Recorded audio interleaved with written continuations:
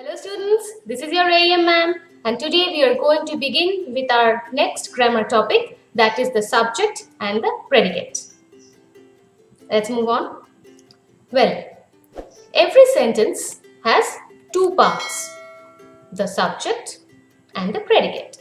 What is the subject? It tells us who or what the sentence is about, and the predicate, it contains the verb and tells us something about the subject. Alright, let's look at a few examples, shall we?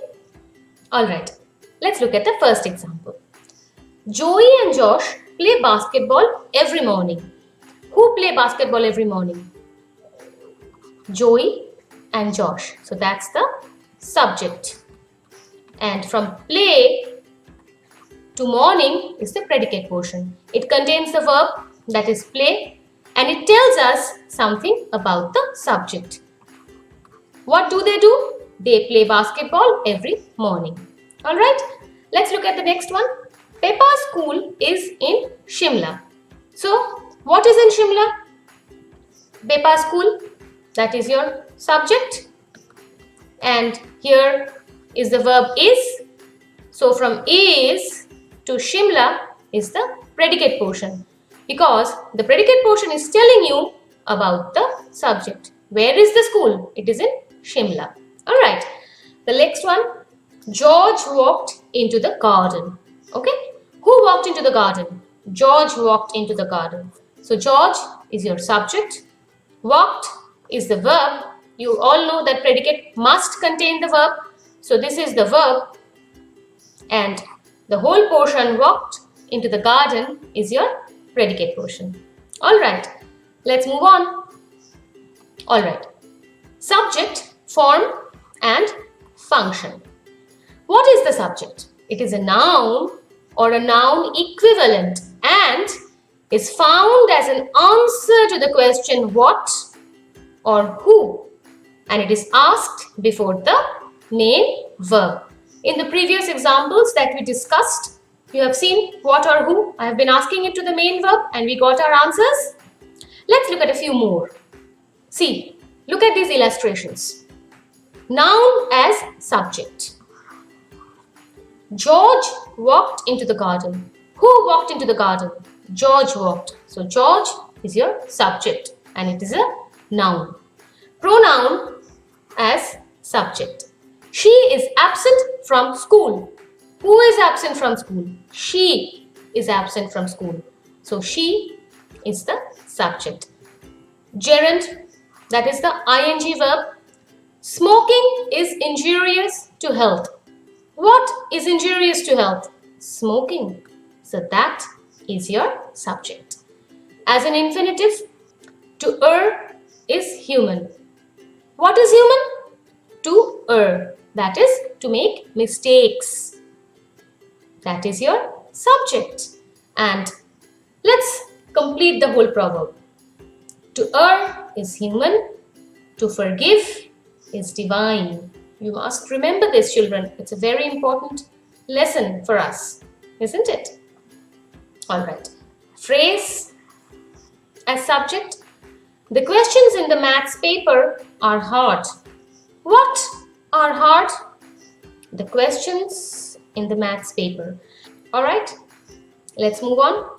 Children, sometimes a subject remains understood.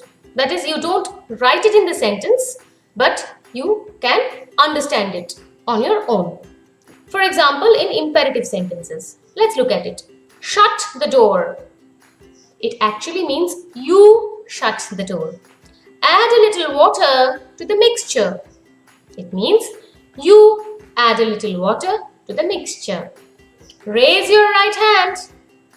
It actually means you raise your right hand. Alright. A question that we often ask in the classroom, if you know the answer, raise your hand, isn't it? Alright. Let's move on and see a few other variations. Well, this is a very important one. As a rule, the subject comes at the beginning, isn't it? But it may come in the middle or at the end of a sentence. Let's look at the examples to get a clearer picture. I take a cup of tea every morning. Over here I have marked I in red. I is the subject. I take a cup of tea every morning. So it is placed at the beginning as usual. Now let's look at the next sentence. Every morning he walks a mile. You see, he, the subject, is placed in the middle. Now let's look at the last one. Down went the Titanic. The Titanic is the subject and it is placed at the end. So you see, sometimes subjects may be placed in the middle or at the end.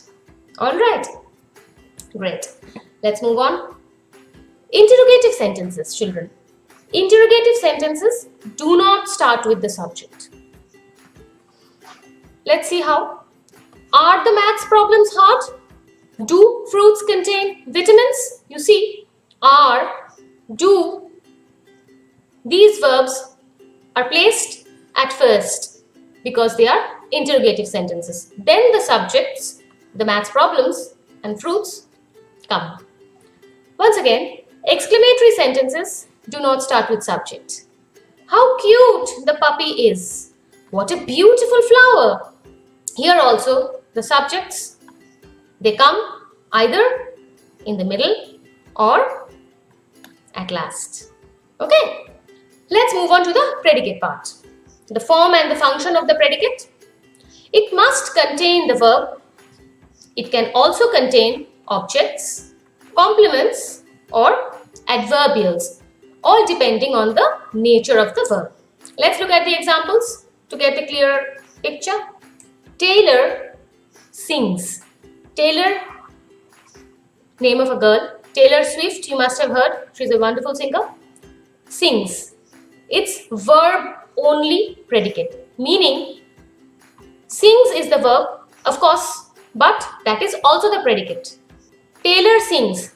That's the sentence. Taylor is your subject. Sings is your verb as well as the predicate. So it's a verb only predicate. Next one. Taylor sings a song, isn't it? Taylor, subject, sings, verb, a song, object. So in this sentence, it is the verb and object predicate. Next one. Naira told us an interesting story. Naira, of course, it is the subject. Told, that's the verb. Now see here, children, us, it is the indirect object, and an interesting story, it is your direct object. So in this sentence, the predicate consists of the verb and two objects. Now how will you know which object is known as the direct object and which is the indirect object? Very simple. You have to ask the question what or whom.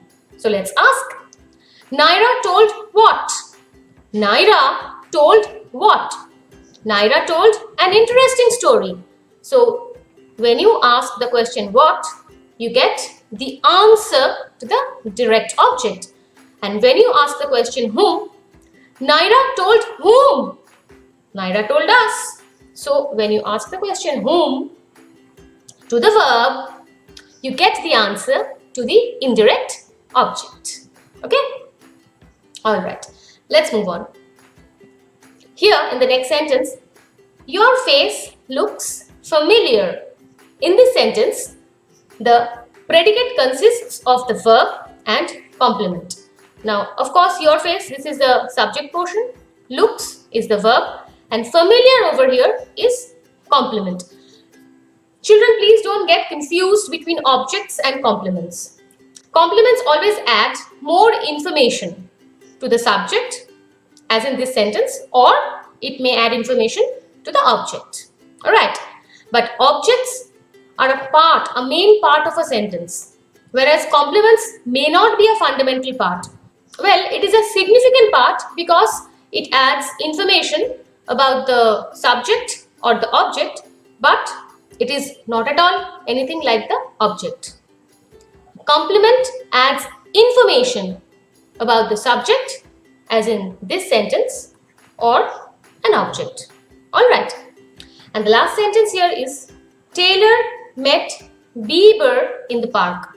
How many of you have heard the name of Justin Bieber? I'm sure many of you listen to his songs, don't you? So let's assume that Taylor Swift and Justin Bieber, they met in the park. Now, Taylor is your subject.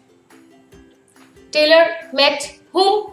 That's Bieber. So Bieber is your object and met is the verb.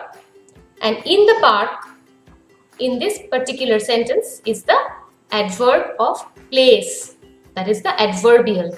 So from met to in the park, this portion is your predicate, and this is an example of a predicate which contains verb, object and adverbial.